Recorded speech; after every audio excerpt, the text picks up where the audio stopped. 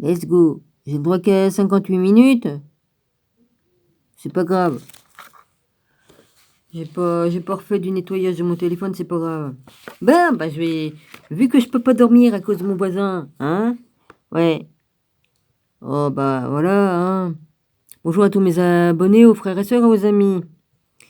Hein? À 3h13 du matin. Attends, je crois que c'est à 3h13 du matin. Ouais, je me suis endormi dans mon fauteuil, là, présentement, où c'est que je suis assis, là, vite. Et je me suis réveillé, évidemment, hein. Et puis j'ai dit, bon, bah Dominique, va te coucher, hein, dans ton lit, là, à côté, hein, c'est ton canapé, quoi, vas-y. Tu seras pas plus mal, hein. Donc c'est ce que j'ai fait, je me suis couché. Ouais. Une fois que j'ai éteint ma lumière et tout ça, qui c'est qui s'est levé pour foutre le foin? Il a fait semblant d'arriver de dehors, mais sa barrière a pas grincé, ni sa porte d'entrée. Hein, tout ça, il grince. S'il était arrivé, j'aurais entendu la barrière déjà. Parce qu'elle a fait un boucan, la barrière, comme il la referme. Puis sa porte-fenêtre, elle grince. Et là, ça n'a pas grincé. Je l'ai entendu marcher. La chienne a aboyé. Et après, il a ouvert sa porte-fenêtre. Elle a grincé. Mais la barrière, je ne l'ai pas entendu, la barrière. Donc, il a fait semblant qu'il arrivait à 3h et quelques du matin, là. Donc, il était 3h13. Voilà. Si je me rappelle bien, parce que là, j'ai pris des notes, mais hein, voilà. Comme j'ai constaté, après, j'ai regardé un réveil qui est pas à la même heure que sur mon smartphone, mais j'ai regardé après sur mon smartphone. 3h, j'ai calculé 3h31, moins 17 minutes, voilà. Et puis, ça faisait 3h13 du matin.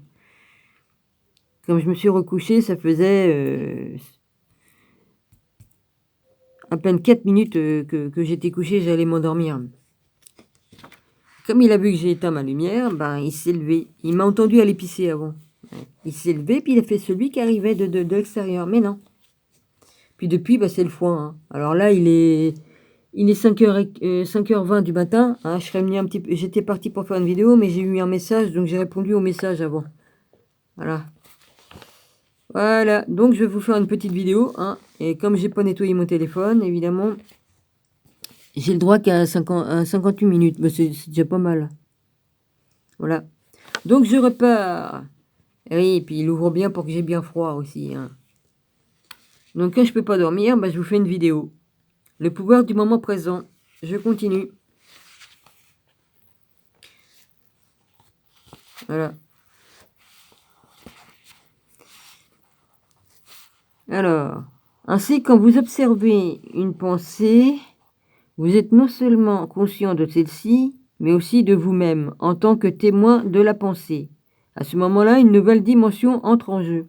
Pendant que vous observez cette pensée, vous sentez, pour ainsi dire, une présence. Votre moi profond, c'est le je suis. Le moi profond, c'est le je suis qui est en nous.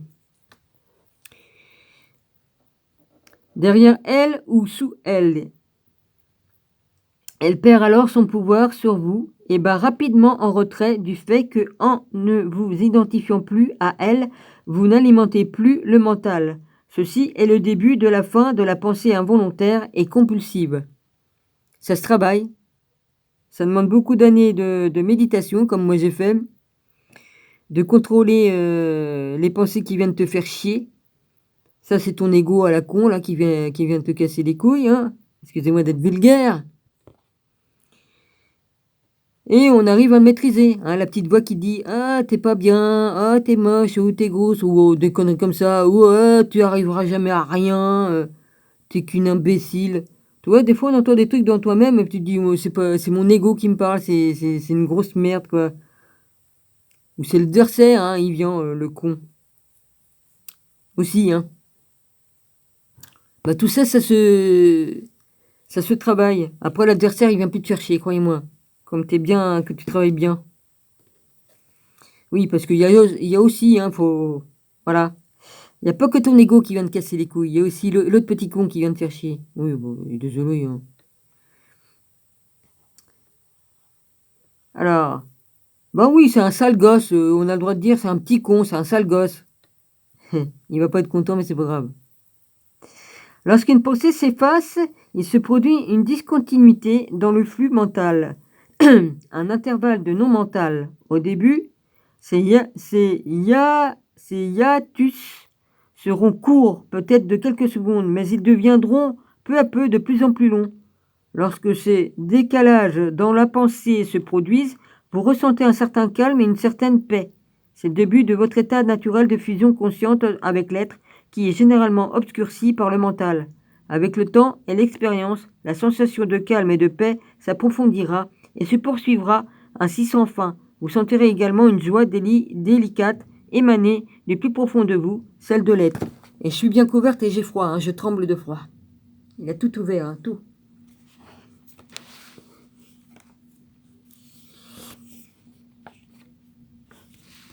C'est pas grave, mon gars, tu récolteras de tes fruits et puis... parce que franchement... Lui, il cherche vraiment à me faire crever. C'est une vraie vérité, il se venge. Ah, bah oui, hein. La nuit dernière, qu'est-ce qu'il a fait? Il a passé l'aspirateur plusieurs fois dans la nuit pour me faire chier. Ouais. Moi, j'ai fait le ménage aujourd'hui. Hein? Bah, j'ai le droit, j'ai fait le ménage, aspiré et tout. Hein, étant donné que monsieur, il a acheté un turbo qui fait du boucan, bah, j'ai dit, Dominique, pourquoi tu te servirais pas de ton turbo que tu avais? Je suis allé chercher au garage, j'ai nettoyé tout, et je me suis servi de mon turbo. Parce que le mien, il est mort. J'ai un petit aspirateur de merde qui est pété, et puis il aspire. Il arrête pas de s'arrêter, puisque le fil est pété dedans, donc ça s'arrête toutes les 2 secondes. Je peux plus aspirer avec. Je dis, bon, bah, je vais prendre le mien, moi aussi, pourquoi pas. Puis voilà.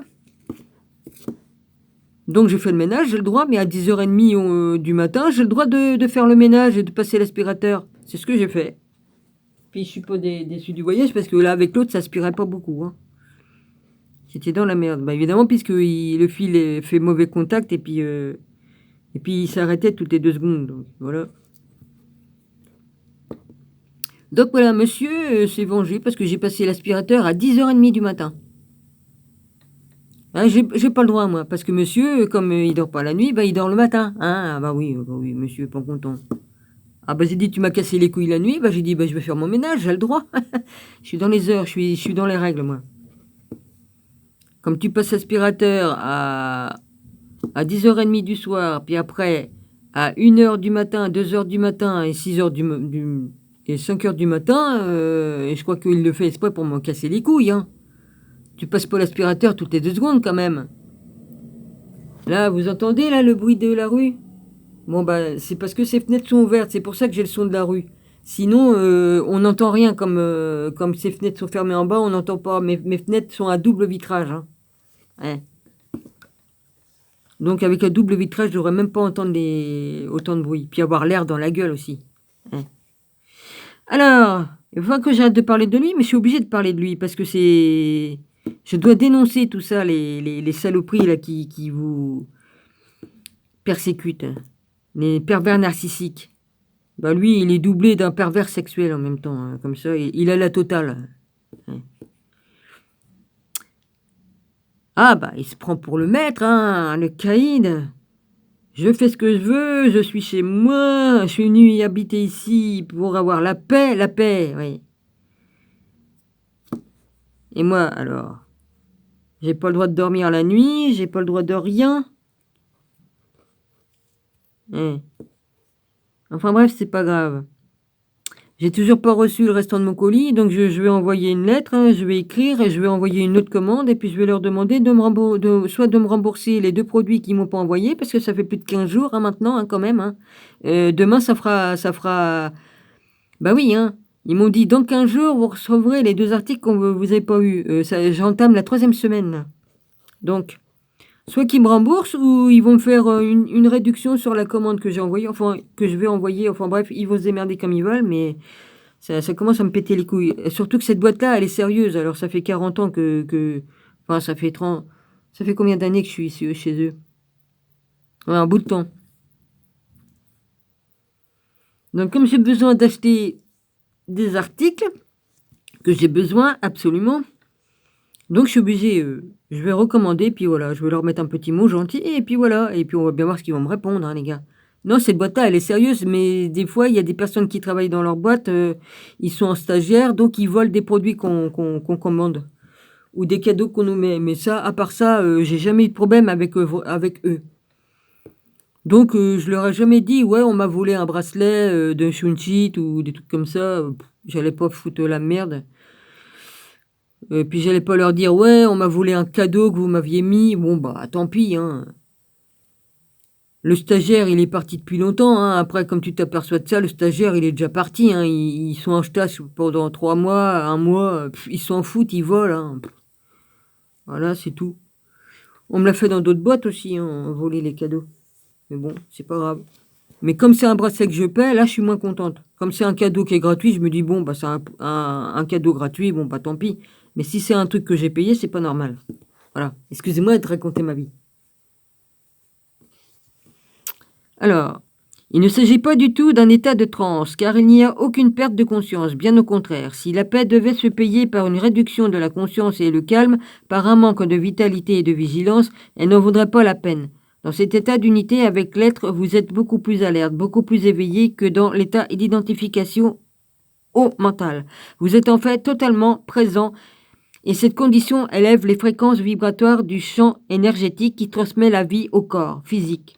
Lorsque vous pénétrez de plus en plus profondément dans cet état de vie mentale ou de non mental, comme on le nomme parfois en Orient, vous atteignez la conscience pure. Et dans cette situation, vous ressentez votre propre présence avec une intensité et une joie telle que vous pensez toute émotion, votre corps physique ainsi que le monde extérieur deviennent relativement insignifiants et en comparaison. Cependant, il ne s'agit pas d'un état d'égoïsme, mais plutôt d'un état d'absence d'ego. Eh, c'est génial. Comme tu te défais de ton ego, c'est génial. Il te fait plus chier. Qu'est-ce que j'ai froid. Ça va me retomber encore sur la vessie, déjà que j'ai des problèmes.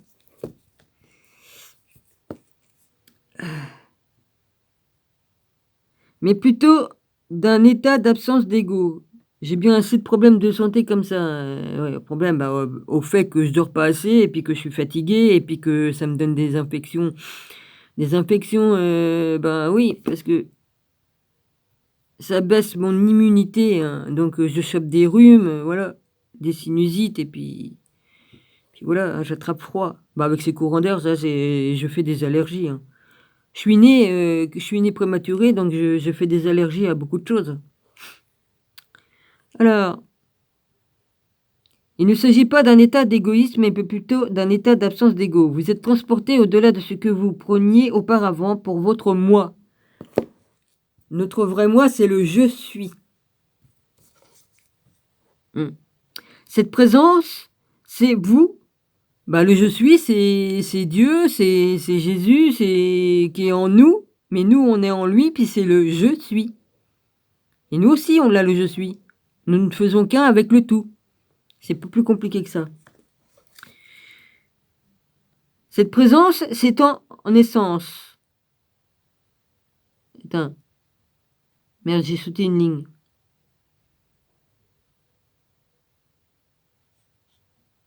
Merde.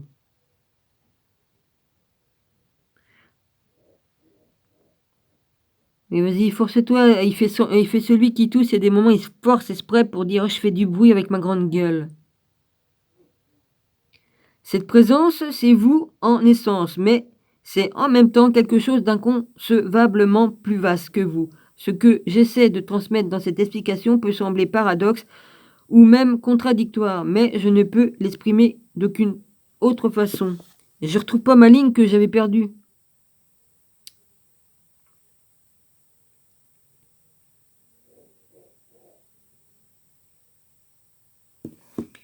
Là, je devrais mettre une couverture sur moi, mais je j'ai pas. Je peux pas enlever ce que j'ai mis sur le canapé. Et oui, je devrais mettre un truc sur moi parce que j'ai pas chaud. Si je mets cette veste-là sur mes jambes, j'aurai peut-être moins froid. Parce que là, je tiens pas, hein. Je tiens pas. Ça me tombe sur les jambes et la vessie. La porte-fenêtre qui est juste en face de moi, mais celle qui est en dessous, me ramène toute l'air. Ça monte du sol. Il fait vraiment tout, hein, franchement. Ah, c'est ça. Bah oui, c'est ça. Bon, alors, Dominique, continue ta lecture, puis arrête de parler de ce con. J'ai dit ce que j'avais à dire à propos de lui. Et franchement... je me suis endormie, j'avais mis du chauffage. Je dis putain, c'est dangereux, j'avais mis mon truc à sécher dessus. Quand je me suis réveillée, que j'étais endormie dans mon fauteuil. Je merde, je me suis endormie. J'étais partie pour faire une vidéo, mais je me suis endormie. Voilà. Donc, quand je me suis réveillée, j'ai dit, il n'y a pas de bruit, tout ça. J'ai dit, Dominique, prépare-toi, va te coucher, tant pis. Eh oui, mais lui, il a feinté. Il a fait que, comme il m'a entendu aller pisser, eh ben, il s'est levé, et puis il a fait celui qui arrivait de dehors. Voilà. Et puis, il a foutu son foin. Voilà, il a dit, elle va pas dormir, parce que de sa cour, il peut voir si j'éteins ma lumière ou pas. Donc, il a dit, ah, elle a éteint sa lumière, elle est partie se coucher. Donc, il s'est levé, et puis, il s'est levé, hein, il a vu, parce qu'il dort aussi dans sa cuisine aussi. Hein. Il a un canapé aussi, comme moi. Voilà. Il a vu, parce qu'on voit ma lumière, que ça éclaire là, sur sa cour, comme ma lumière est allumée. Et puis, il peut voir le reflet de ma lumière dans les fenêtres des appartements en face de l'immeuble. Ça reflète dedans. Et... Alors... Au lieu d'observer le penseur, vous pouvez également créer un hiatus. Ah, j'avais dû lire ça alors. Dans le mental, en reportant simplement toute votre attention sur le moment présent. Devenez juste intensément conscient de cet instant, vous en tirerez un profond satisfaction. Bah oui, j'avais lu. De cette façon, vous écartez la conscience de l'activité mentale et créez un vide mental où vous devenez extrêmement vigilant et conscient. Mais où vous ne pensez pas, ceci est l'essence même de la méditation.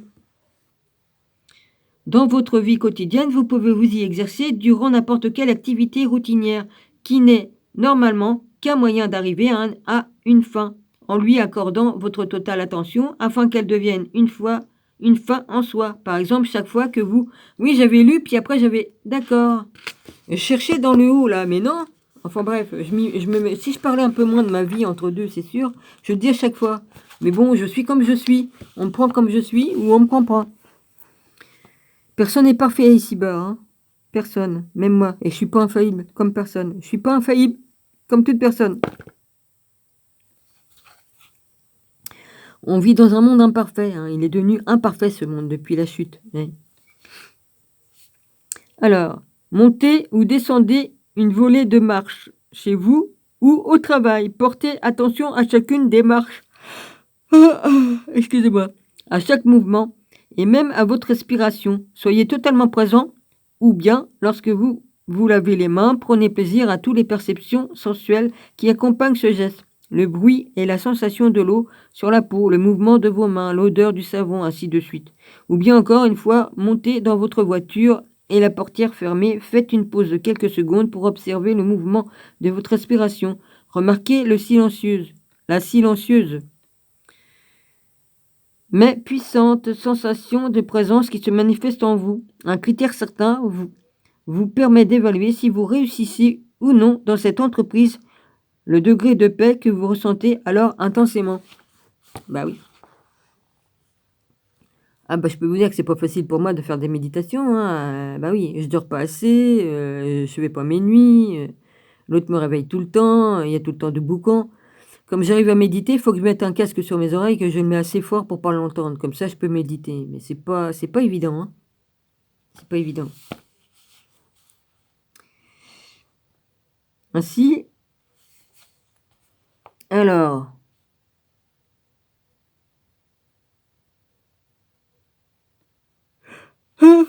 excusez-moi. Ainsi, le seul pas crucial à faire dans le périple qui conduit à l'éveil est apprendre à se dissocier du mental. Chaque fois que vous créez une discontinuité dans le courant des pensées, la lumière de la conscience s'intensifie. Il se peut même que vous vous surpreniez un jour à sourire en entendant la voix qui parle dans votre tête, comme vous seriez devant les pitreries d'un enfant. Ceci veut dire que vous ne prenez plus autant au sérieux le contenu de votre mental et que le sens que vous avez de votre moi n'en dépend pas. Oh Seigneur, ça le fait quand même, hein, ça me traverse quand même, malgré la veste que j'ai mis sur moi.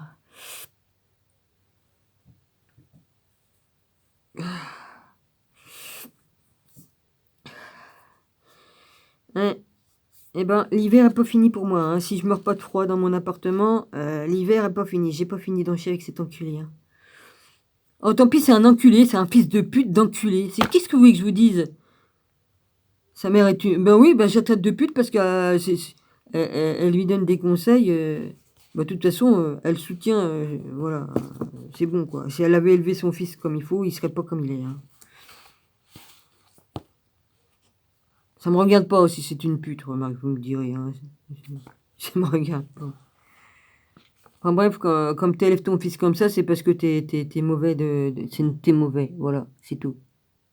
Ah oui, il faut pas que j'oublie que j'ai pas autant de temps que je veux, là. Bon alors, l'illumination, c'est s'élever au-delà de la pensée. La pensée n'est-elle pas indispensable pour survivre en ce monde? Votre mental est un outil, un instrument qui est là pour servir à l'accomplissement d'une tâche précise. Une fois cette tâche effectuée, vous déposez votre outil. Je dirais ceci, telles que sont les choses, environ 24 à 24... Non, attends. Environ 80 à 90% de la pensée chez l'humain est non seulement répétitif et inutile, mais aussi en grande partie nuisible en raison de sa nature souvent négative. Ouais, je sais, c'est du négatif ce que je fais, en tout le temps pleurant, en disant mon voisin me casse les couilles, tatati, tatala, c'est la rengaine qui arrête pas de tourner. Oui, je sais, je travaille sur moi-même, mais bon, ça me fait du bien de parler parce que je vis toute seule 24 heures sur 24. Donc j'ai besoin de parler pour évacuer, parce que sinon je vais péter une durite. Hein? J'espère que les gens y comprennent. C'est pas parce que je suis négatif, non, j'ai besoin de parler, c'est humain. Je vis 24 heures sur 24 toute seule. Je vois des gens juste comme je vais faire mes courses, c'est tout. 1 ou 2 fois ou 3 fois par semaine, voilà, c'est tout. Et j'ai plus aucune visite chez moi. Ma tante ne vient plus. Mon cousin, c'est niette, hein, c'est terminé. Donc, je vois plus personne. Les seules personnes qui venaient chez moi, c'était ma tante et puis mon frère. Mon frère, je sais même pas s'il est encore vivant. Voilà, c'était les seules visites que j'avais. Voilà. Faut bien comprendre.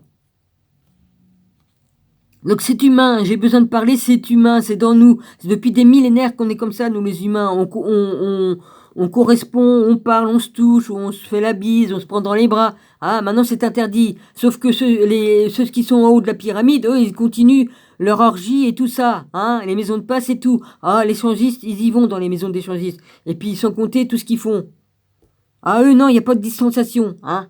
Mais pour nous, si. Si vous comprenez pas qu'ils nous prennent pour des cons, eh ben, vous êtes vraiment plus aveugle que moi.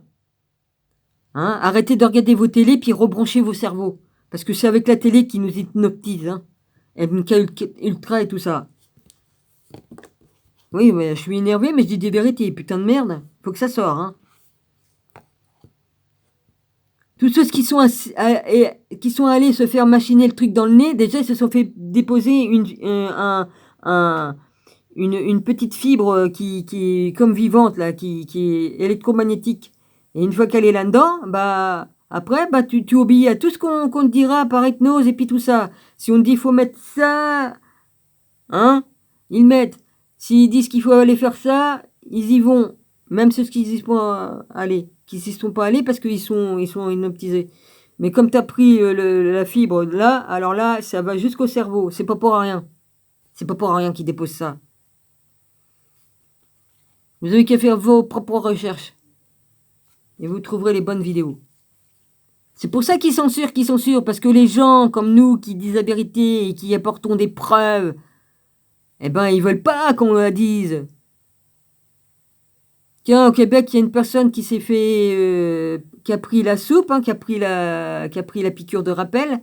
Elle est sortie du camion là où c'est qu'ils font les choses. Il est tombé directement par terre. Il y a une vidéo qui circule. Hein. Si vous comprenez pas que ça fait des AVC, que ça fait des crises cardiaques, hein, c'est pas pour notre notre santé qu'ils font tout ça. C'est que une propagande pour se faire du pognon sur notre dos. Et puis je dis pas qu'ils ont pas lancé une merde là-bas là, mais mais c'était volontaire. Il y a longtemps qu'il n'y a plus rien. Depuis 2020, il n'y a plus rien. Et ils continuent pour nous faire peur et puis ils continuent à se faire de l'argent sur nous, c'est tout. Et là, oui, ceux qui ont été vaccinés créent... je dis vaccinés, je m'en bats les couilles. Ceux qui ont pris la soupe, là, c'est eux qui créent le variant. Et c'est eux qui foutent la maladie à tous ceux qui ne l'ont pas. C'est tout. Puisqu'on leur met dedans. C'est quand que vous allez vous réveiller, nom de Dieu? Excusez-moi, Seigneur Dieu. Vas-y. Nom de Dieu, je peux le dire parce que nom de Dieu. Le nom de Dieu. Excuse-moi, papa, c'est peut-être pas... Oui, c'est peut-être pas... C'est peut-être pas... Oui, mais parce que je suis énervé, Seigneur. Qu'est-ce que tu veux que je te dise? Du moment... C'est pas une insulte de dire nom de Dieu. C'est un juron, quoi. On jure comme un charretier. Mais bon... Oui, c'est sûr, c'est pas très... Non, j'appelle au nom de Dieu. Bah voilà, c'est comme si j'appelle au nom de Dieu en jurant comme ça. Bon, excuse-moi, papa, vas-y. Il faut peut-être que je réfléchisse puis que je prenne pas trop d'excuses non plus.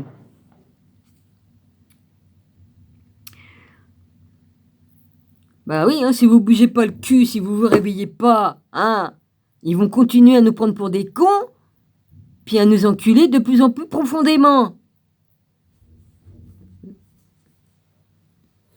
Parce que plus ça va, plus ils relâchent la pression. Oh bah vous pouvez refaire ceci, vous pouvez refaire cela. Oh puis vous pouvez mettre ça, oh bah ça, à des endroits vous le mettez plus. Et puis à d'autres endroits vous le mettez. Et puis, puis après, ah bah non, faut le remettre. À des endroits ils remettent, faut le remettre dans la rue. Ah oui, ils changent tout le temps, hein. Vous voyez pas qu'ils sont en train d'essayer de nous faire tourner en bourrique?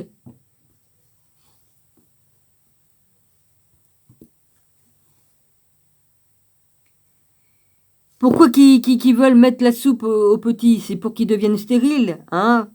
Les femmes qui ont pris la soupe, ils ont perdu leur bébé qu'ils avaient dans le ventre.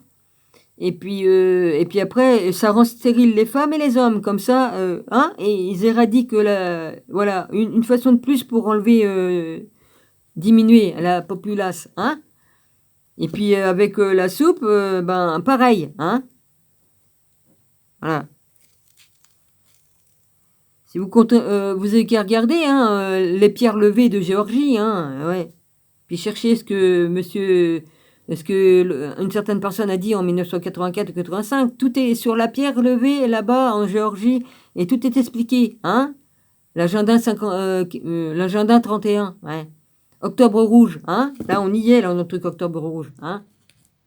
Ouais.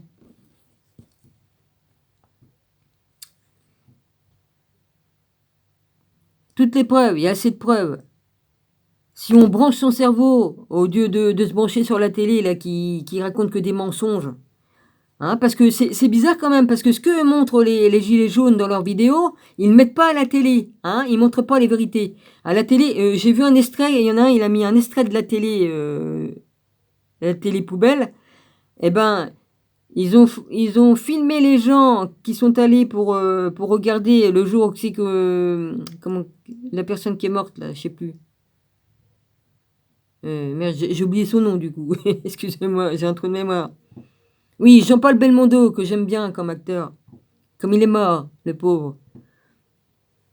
Un grand acteur et un grand monsieur qui était, qui était un vrai vivant. Enfin, pas un pourri, c'était pas un pourri. Il aimait tout le monde. Il avait du respect. Hein, que les gens, ils n'ont pas pu aller lui rendre hommage parce qu'il fallait avoir le pass. Hein, quelle honte. Et ils ont barricadé les jardins qui étaient publics pour pas que les gens puissent aller sur la pelouse. Il y en a une, elle est passée par-dessus, elle s'est fait éjecter. Hein. Ouais. Enfin bref, et puis même qu'ils ont coupé les écrans qui étaient extérieurs, celui-là qu'on avait le droit de voir, on pouvait passer devant hein, l'écran qui était allumé, comme on passait en voiture dans les rues. Hein, parce qu'il y a une personne, elle a filmé tout ça. Hein. Mais les gens n'avaient pas le droit d'y aller à pied. Tu passais à pied, il fallait pas que tu t'arrêtes pour regarder sur l'écran. Et l'écran qu'on pouvait voir, nous les gueux, dans la rue, il était, tiens, comme par hasard, il était éteint pour pas qu'on puisse regarder. Hein? Oui. Bah, vous n'avez qu'à aller voir les vidéos du maquis, hein. Le maquis à Paris, je crois que c'est comme ça le nom.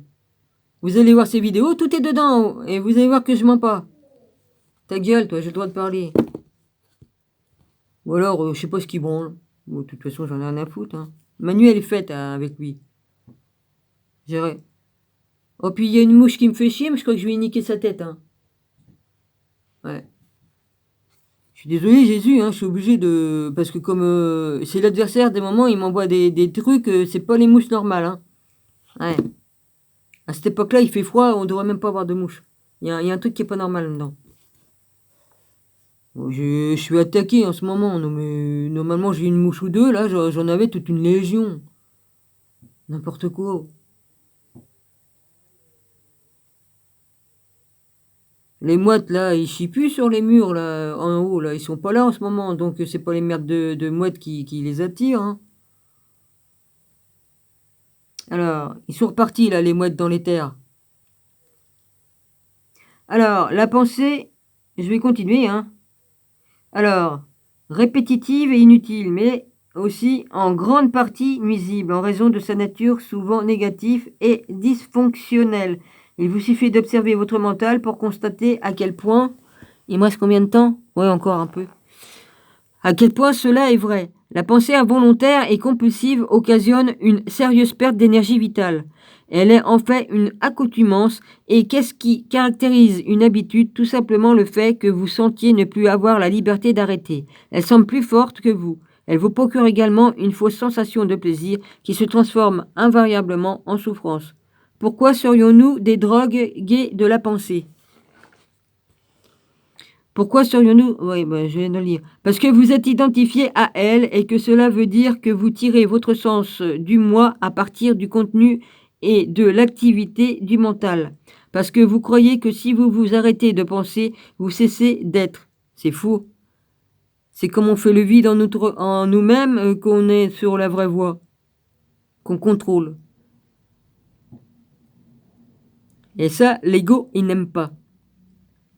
Et l'adversaire non plus, hein, parce que lui, il s'initie dans nous-mêmes. Hein, si on a un ego, il se sert de notre ego. Quand vous grandissez, vous vous faites une image mentale de qui vous êtes en fonction de votre conditionnement familial et culturel. On pourrait appeler ce moi fantôme, l'ego. Il se résume à l'activité mentale et ne peut se perpétuer que par l'incessante pensée. Le terme ego signifie diverses choses. Ouais, ça y est, je fais de l'asthme. Ça me gêne. Chaque chose différente, Jean, mais quand je l'utilise ici, il désigne le faux moi, créé par l'identification inconsciente au mental.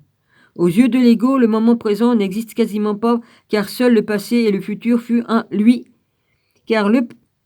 N'existe quasiment pas, car seul le passé et le futur lui importent. Ce renversement total de la vérité reflète bien à quel point le mental est dénaturé quand il fonctionne sur le mode égo. Sa préoccupation est de toujours maintenir le passé en vie, car sans lui, qui seriez-vous? Il se projette constamment dans le futur pour assurer sa survie et pour y trouver une forme quelconque de relâchement et de satisfaction. Il se dit un jour, quand ceci ou cela se produira, je serai bien heureux, en paix. Même quand l'ego semble se préoccuper du présent, ce n'est pas le présent qu'il voit. Il le perçoit de façon totalement déformée, car il le regarde avec les yeux du passé. Ou bien, il le réduit à un moyen pour arriver à une fin qui n'existe jamais que dans le futur projeté par lui. Observez votre mental et vous verrez qu'il fonctionne comme ça. Le secret de la libération réside dans l'instant présent, mais vous ne pourrez pas vous y retrouver tant et aussi longtemps que vous serez votre mental.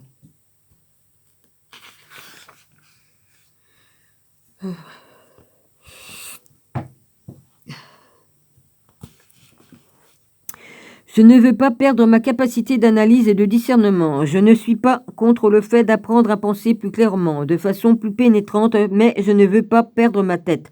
Le don de la pensée est la chose la plus précieuse que nous ayons. Sans elle, nous ne serions qu'une autre espèce animale. La prédominance de la pensée n'est rien d'autre qu'une étape dans l'évolution de la conscience. Il nous fait passer à à l'étape suivante de toute urgence. Sinon, le mental nous anéantira, car il est devenu un véritable monstre. Je reparlerai de ceci plus en détail un peu plus loin. Pensée et conscience ne sont pas synonymes. La pensée n'est qu'un petit aspect de la conscience et elle ne peut exister sans elle. Par contre, la conscience n'a pas besoin de la pensée. Atteindre l'illumination signifie s'élever au-delà de la pensée, ne pas retomber à un niveau situé en dessous de la pensée, soit celui de règne végétal ou animal. Quand vous avez atteint ce degré d'éveil, vous continuez à vous servir de votre pensée au besoin. La seule différence, c'est que vous le faites de façon beaucoup plus efficace et pénétrante qu'avant. Vous vous servez de votre mental principalement pour des questions d'ordre pratique. Vous n'êtes plus sous l'emprise du dialogue intérieur involontaire et une paix profonde s'est installée lorsque vous employez le mental, en particulier quand vous devez trouver une solution créative à quelque chose. Ah, ça c'est génial. La créativité par l'esprit, ouais, c'est génial. Ça aide à se sortir de beaucoup de situations. Ouais. Vous oscillez toutes les quelques minutes entre la pensée et le calme, entre le vide mental et le mental. Le vide mental, c'est la conscience sans la pensée. C'est uniquement de cette façon qu'il est possible de penser de manière créative, parce que c'est seulement ainsi que la pensée acquiert vraiment un pouvoir lorsqu'elle n'est plus reliée au très grand royaume de la conscience. La pensée seule devient stérile, insensée, destructive. Essentiellement, le mental est une machine à survie, attaque et défense face à ses congénères, collecte, entreposage et analyse l'information. Voilà ce à quoi le mental excelle, mais il n'est pas du tout créatif. Toutes les véritables artistes, qu'ils le sachent ou non, créent à partir d'un état de vide mental, d'une immobilité intérieure. Puis, c'est le mental qui donne forme à l'impulsion ou à l'intuition créative. Même les plus grands savants ont rapporté que leur percée créative s'était produite dans des moments de quiétude mentale.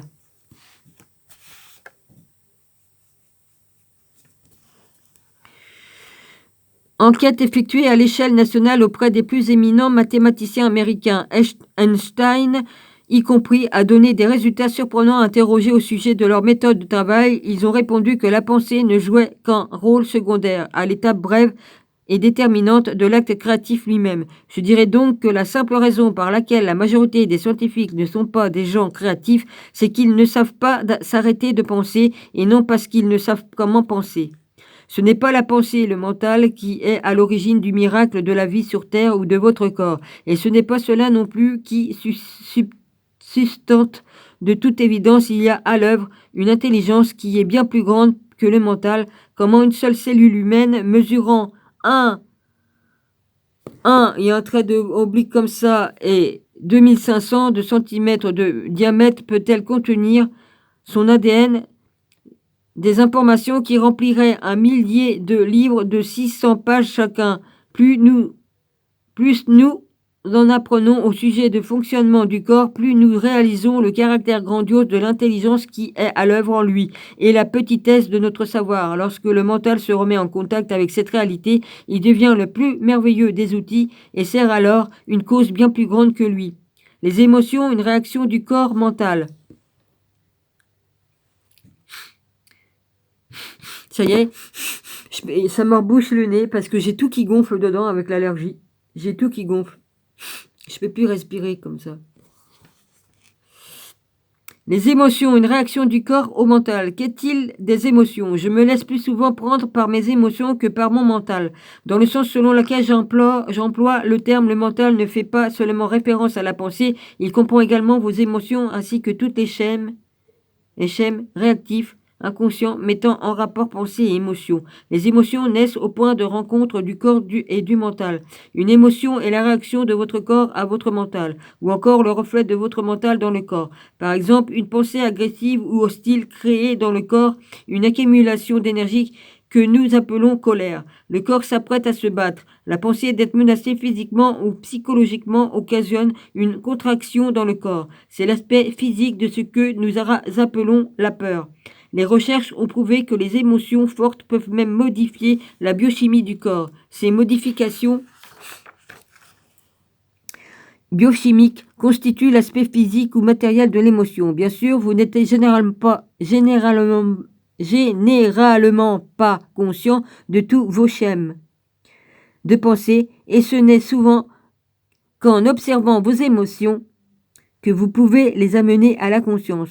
Plus vous vous identifiez à vos pensées, à vos goûts, à vos jugements et à vos interprétations, c'est-à-dire moins vous êtes présent en tant que conscience qui observe, plus grande sera la charge émotionnelle et ceci, que vous soyez conscient ou non, si vous ne réussissez pas à ressentir vos émotions, si vous en êtes coupé, vous en ferez l'expérience sur un plan purement physique, sous la forme d'un problème ou d'un symptôme physique. Étant donné qu'on a écrit énormément sur ce sujet au cours des dernières années, nous n'avons pas besoin de nous y attarder.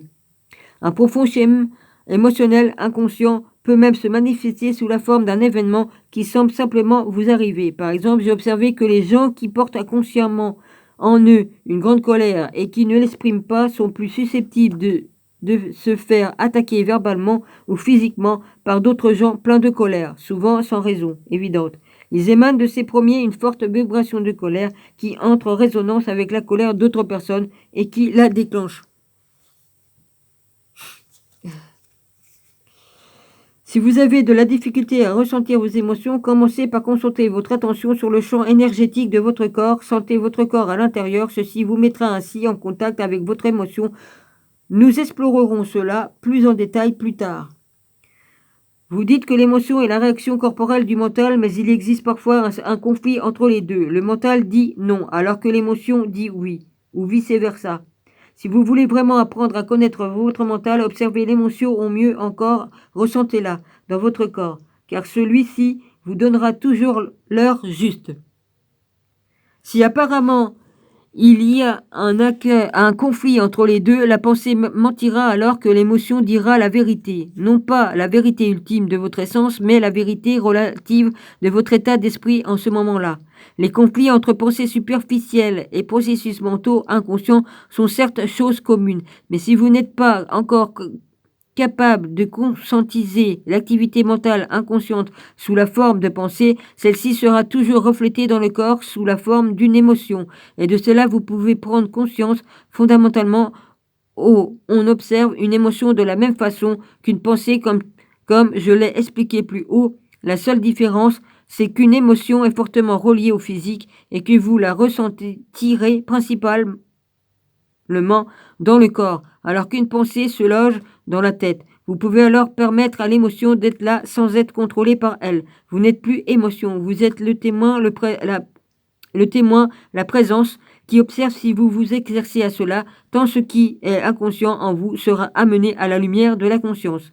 Cela revient à dire qu'il est aussi important d'examiner les émotions que les pensées. Oui, prenez d'habitude de vous poser la question suivante. Qu'est-ce qui se passe en moi en ce moment? Elle vous indiquera la bonne direction. Mais n'analysez pas, contentez-vous d'observer, tournez vos attentions vers l'intérieur, sentez l'énergie de l'émotion. S'il n'y a aucune émotion, soyez encore plus profondément attentif à votre champ énergétique à l'intérieur du corps. C'est la porte d'accès à l'être. Habituellement, une émotion est la manifestation amplifiée et ravivée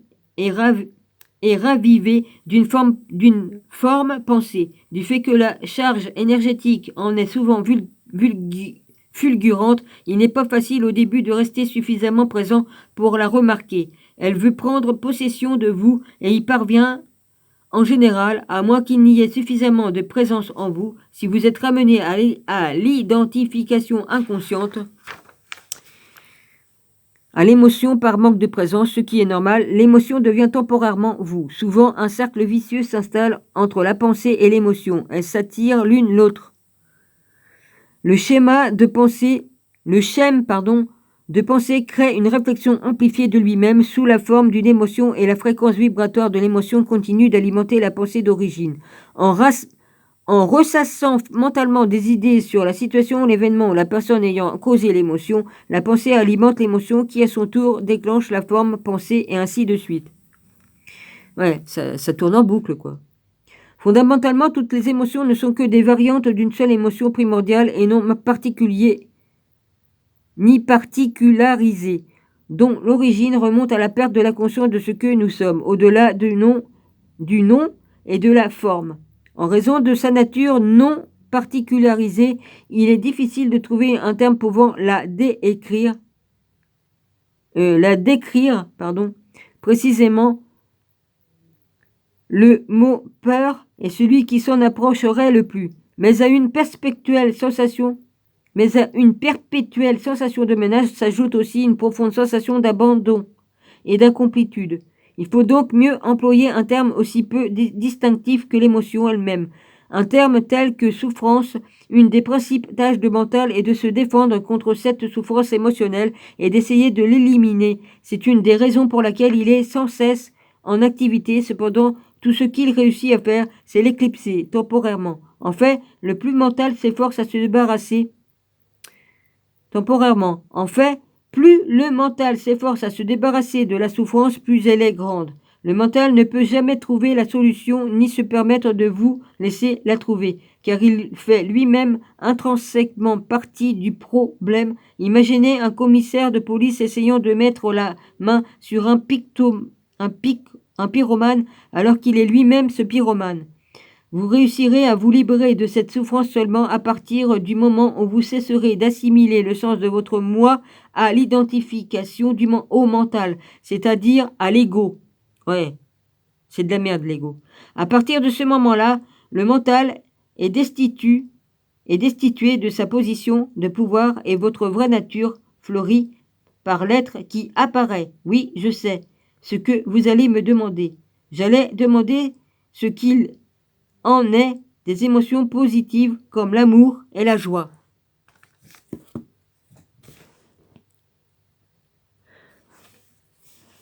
Elles sont inséparables de votre état naturel à être en rapport intime avec l'être. Des aperçus fugitifs d'amour et de joie ou de brefs moments de profonde paix ne peuvent arriver que lorsqu'une interruption survient dans le flot des pensées. Chez la plupart des gens, de telles parenthèses se produisent rarement et seulement accidentellement. À des moments où le mental réagit par le mutisme, celui-ci peut être parfois déclenché par une vision d'une grande beauté. Ça me refout mal au crâne, là, le froid, là. Vas-y. Épuisement physique extrême ou même un grand danger. Soudain, une immobilité intérieure s'installe et au cœur de cette immobilité, il y a une joie subtile mais intense. Il y a l'amour, il y a la paix. Habituellement, ces moments ne durent pas car le mental reprend l'activité bruyante que nous nommons la pensée. L'amour, la joie et la paix ne peuvent fleurir à moins que vous ne vous soyez débarrassé de la prédominance du mental, mais ce ne sont pas ce que j'appellerais des émotions. L'amour, la joie et la paix se situent au-delà des émotions à un niveau beaucoup plus profond. Vous devez donc prendre pleinement conscience de vos émotions et les ressentir avant de pouvoir sentir ce qui se situe au-delà de celles-ci. Étymologiquement, émotion veut dire dérangement. Le terme vient du verbe latin émover, qui signifie déranger. L'amour, la joie et la paix sont les états profonds de l'être, ou plutôt trois aspects de cet état de rapport intime avec l'être en tant que tel. Ils n'ont aucun opposé. Pourquoi? Parce que leur origine se situe au-delà du mental. Par contre, comme les émotions appartiennent au monde de la dualité, elles sont soumises à la loi des opposés. Ceci sous-entend simplement que vous ne pouvez avoir ce qui est bon sans ce qui est mauvais. Donc, dans l'état du non-éveil et d'identification au mental, ce que l'on qualifie parfois à tort de joie n'est en fait habituellement que l'aspect plaisir éphémère du perpétuel cycle d'alternance souffrance-plaisir. Le plaisir est toujours provoqué par quelque chose d'extérieur à vous, alors que la joie émane de l'intérieur. Autrement dit, la chose qui vous procure du plaisir aujourd'hui vous fera souffrir demain, ou bien le plaisir disparaîtra et son absence vous fera souffrir. Et ce que l'on qualifie souvent d'amour peut certes être agréable et plaisant pendant un certain temps, mais il s'agit d'une attitude dépendance, une attitude de dépendance qui nous fait nous accrocher d'un état d'extrême besoin pouvant se métamorphoser en son opposé en un clin d'œil. Une fois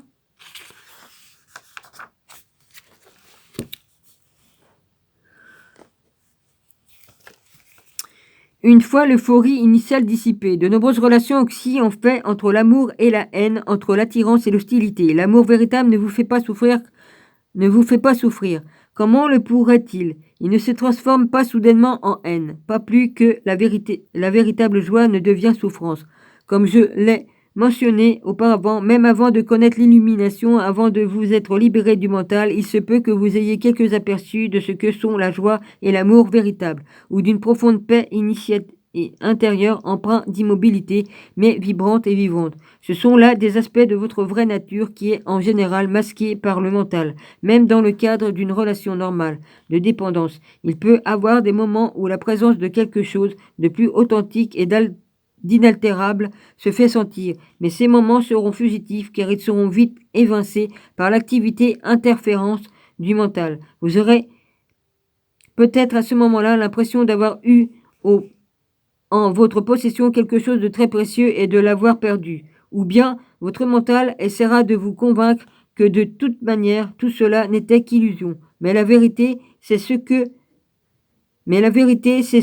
n'était pas une illusion et que cette expérience ne peut s'effacer, elle appartient à votre état original qui peut certes être masqué par le mental, mais jamais être détruit par lui. Même lorsque le ciel est complètement couvert, le soleil ne disparaît pas. Il est encore là, derrière les nuages. Selon Gautama, le Bouddha, la douleur et la souffrance naissent du désir ou des compulsions et pour s'en libérer, il faut éliminer la subordination au désir. Pour retrouver un substitut à la joie qui est le propre de l'être, le mental cherche le salut ou la satisfaction en désirant des choses extérieures ou dans l'avenir. Ainsi, aussi longtemps que je suis mon mental, je suis aussi ses services, ses besoins, ses manques, ses attachements et ses aversions. À part ceux-ci, il n'y a pas de je, sauf sous la forme d'une infime possibilité d'un potentiel non réalisé, d'une graine qui n'a pas encore germé. Dans cet état-là, même mon désir de me libérer ou d'atteindre l'éveil n'est encore qu'une autre envie, accès sur une satisfaction et un accomplissement futur. Ne cherchez donc pas à vous libérer du désir ni à atteindre l'illumination. Apprenez à être présent. Soyez celui qui observe le mental au lieu de citer Bouddha. Soyez celui qui est éveillé. C'est ce que le mot Bouddha veut dire. Éveillé. Ah, c'est bientôt fini.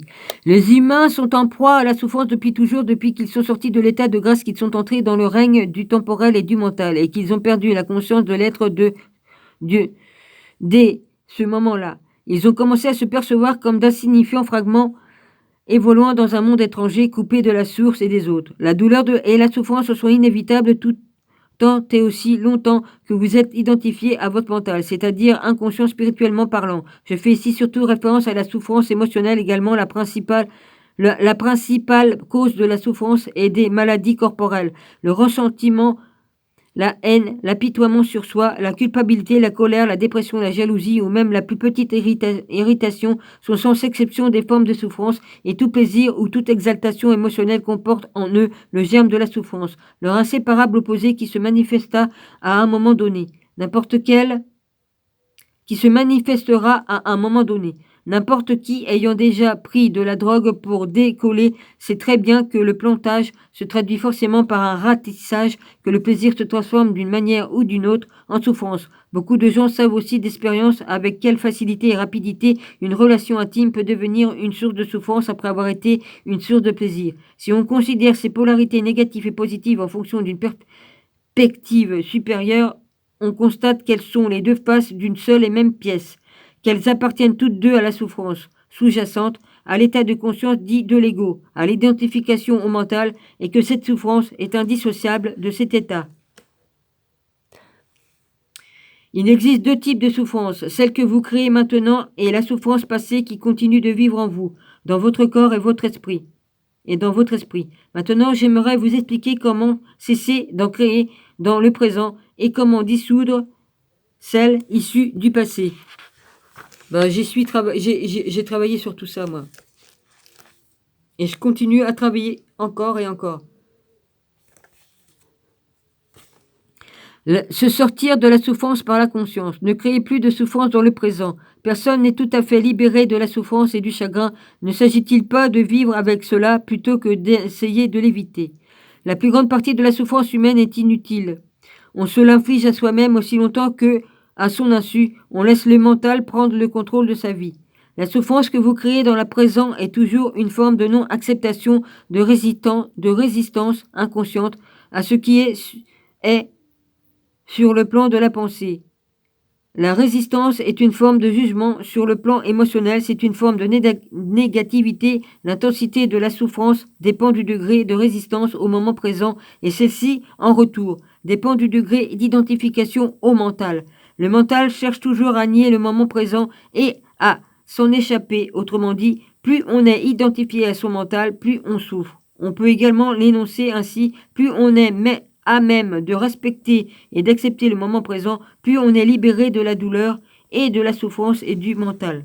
Pourquoi le mental a-t-il tendance à nier l'instant présent ou à y résister? Parce qu'il ne peut fonctionner et garder le contrôle sans le temps, c'est-à-dire sans le passé et le futur. Il perçoit donc l'intemporel instant présent comme une menace. En fait, le temps et le mental sont indissociables. Imaginez la Terre dépourvue de toute vie humaine et n'habitant que plantes et animaux. Y aurait-il encore un passé et un futur?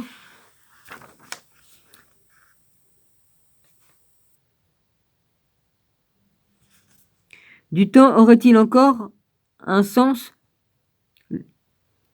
Quelle heure est-il ou quelle date sommes-nous? S'il y avait quelqu'un pour le poser serait vraiment insignifiante. Le chêne ou l'aigle restait perplexe devant une telle question. Quelle heure demanderait-il? Bien entendu, il est maintenant, nous sommes maintenant, existe-t-il autre chose? Bien sûr, pour fonctionner en ce monde, nous avons besoin de mental ainsi que du temps, mais vient un moment où ils prennent le contrôle de notre vie et c'est alors que s'installe le dysfonctionnement, la souffrance et le chagrin. Pour assurer sa position dominante, le mental cherche continuellement à se dissimuler l'instant présent derrière le passé et le futur. Par conséquent, lorsque la vitalité et le potentiel créatif infini de l'être indissociable du moment présent sont jugulés par le temps, votre nature véritable est éclipsée par le mental. Une charge de temps de plus en plus lourde s'accumule sans cesse dans l'esprit. L'humain, tous les individus pâtissent sous ce fardeau, mais ils continuent ainsi à l'étouffer. Chaque fois qu'il ignore ou nie ce précieux instant ou le réduisent à un moyen d'arriver à quelques instants futurs qui n'existent que dans le mental, jamais dans la réalité. L'accumulation de temps dans le mental humain, collectif et individuel comporte également en quantité immense des résultats de souffrances passées. Si vous ne voulez plus créer de souffrance pour vous-même et pour d'autres, si vous ne voulez plus rien ajouter aux résidus de cette souffrance passée qui vit encore en vous, ne créez plus de temps, ou du moins